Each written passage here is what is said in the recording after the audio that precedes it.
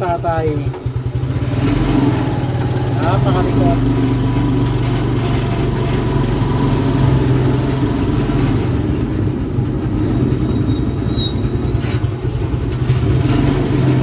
Napunta na po kami ngayon ng vet para sa third day ng Sabkyu ni Astig. May good news naman po sa kanya dahil magana na po siyang kumain, kaya siguro po bukas mag-oral medication na po siya. Kaya sana po magtuloy-tuloy ang pagaling po ni Astig. Kaya sana patuloy niyo pong ipag-pray si Astig na sana po ay gumaling siya ng gusto. Mag-update na lang po ulit kami sa inyo mamaya pagkatapos po natin mag-Sabkyu. Maraming po salamat. Kung mapapansin nyo po si Astig, medyo maganda na yung kanyang aura. Pero ang problema po kasi pagdating ng gabi, yung mata niya po namumungay. Tapos, medyo nag-aano po kasi yung katawan niya. Nanginginig po yung katawan ni Astig.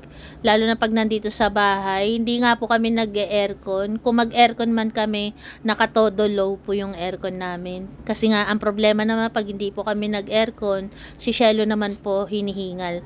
Pag hiningal naman po si Shelo, naiiba din po yung mood ni Shelo. Naiiba yung pakiramdam niya. Kaya kailangan din po talaga hindi hinihingal si Shelo. Hindi namin pababayaan na hingalin.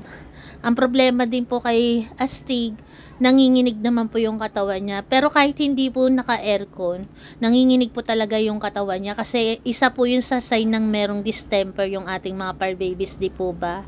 Ngayon po, kung makikita niyo po si Astig, medyo nakangisi po siya. Tapos malakas naman po siyang kumain. Yun nga lang po may mga oras po na yung mata niya sobrang mapungay. Tapos namumula pa rin yung mga gilid ng labi niya. Tapos yun nga po, sabi ko po, nanginginig pa rin yung katawan niya. Pero hopefully po, sana malampasan po to ni Astig. Kasi malakas naman po siyang kumain. Yun nga lang po, sobrang tamlay niya talaga. At yan po natatapos yung 3 araw na pag-Sabkyu kay Astig. Bali bukas po, hindi na namin siya dadalhin sa vet. Sa bahay na lang po siya iinom ng gamot. At sana po makarecover po talaga si Astig dito sa sakit niya na distemper. Maraming salamat po sa pag-praise kay Astig at sa aming iba pang mga par babies. At pasensya na po kayo kung di po kami nakaka-reply sa mga nagme-message po sa amin. Gawa nga po ng medyo busy po talaga kami. Salamat po. God bless.